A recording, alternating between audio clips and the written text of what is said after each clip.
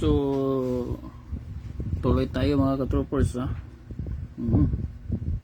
So last time pinakita natin na yung dancing queen na yung gumaganon yung tari,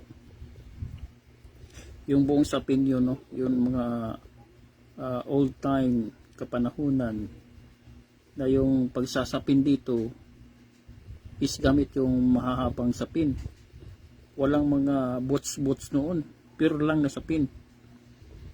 Ito naman, nakita natin doon na malakas siya mag-dancing queen, gano'n ah. Okay, so ito naman, tignan natin to dito. Bakit naman ito mag-dancing queen? Yan, no?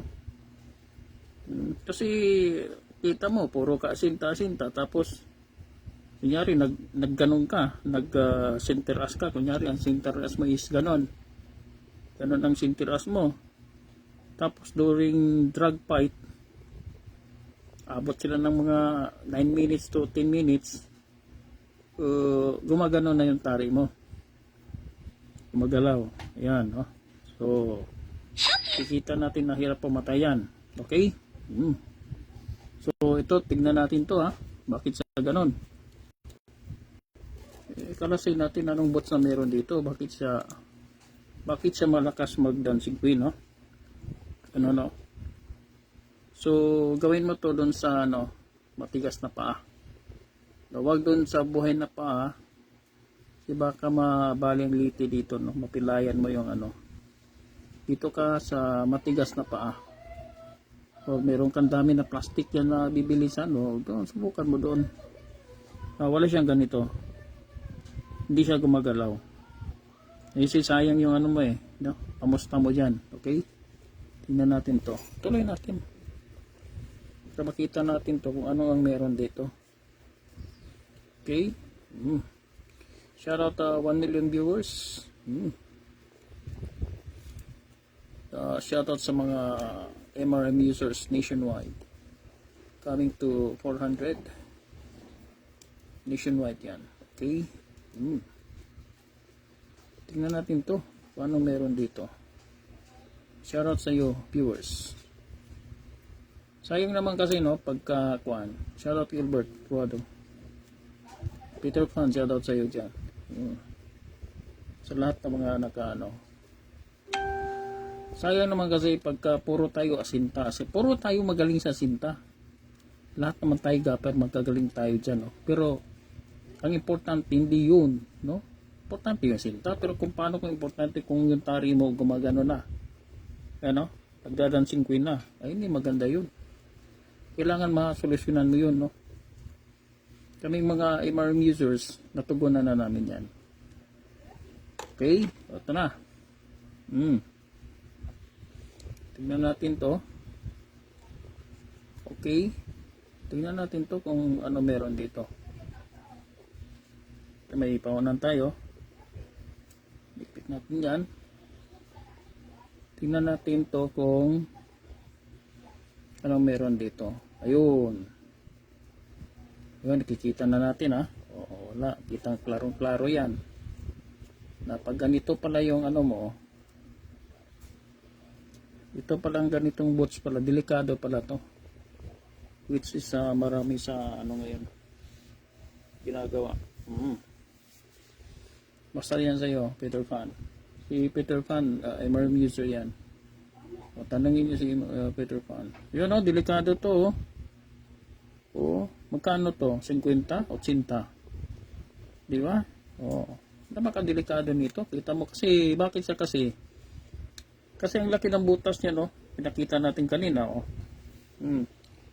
Imani, positibo, basta dyan. Kita mo, ang laki ng galaw dyan. Tapos, take note mo, pagka mag-ikot ka dito, lalo dito 4, bilog yan bilog yan. Bilog rin dito. Diba? Walang kapit yan. Bukod na lang siguro, kung pagsasapin mo, iganon mo sa tahid. Ikapit mo, iganon mo, tapos ikot. Tapos ganon mo. Wala, hindi talaga kakalas yan. Wala talagang dancing queen. Paano? Puro ka lang ikot-ikot dito, ikot yan, ikot dito. Ay sigurado, Tapos malaki pa yung butas, di ba? O, kikita natin yan, ha. Sigurado na yan na laki ang galaw dyan. Okay, kaya marami na nag-shift. No, punta kayo dito sa Bungis Ridge, yung gusto mag-avail ng MRM boots. Okay?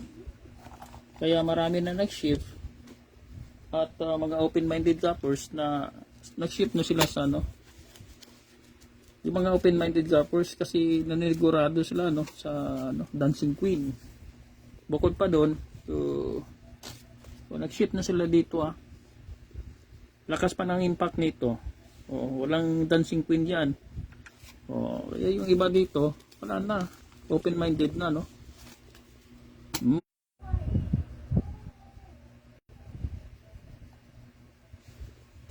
Nandito pa, Okay? Maraming dyan, Marami ng mga open-minded gappers na nag-shift na sila. Ponce, watching. Ayan, Madami yan. So, wake up para akaiwas sila sa Dancing Queen. Kita mo naman kalaki nung niya, Pero pag ikaw ay naka-MRM, wala na, doon na yan, nasolusyonan na yan sa tropa namin. Wala nang yun lang signal natin. Yun na yung signal natin. So, pakita natin pag gumamit ka ng MRM boots, 18 inches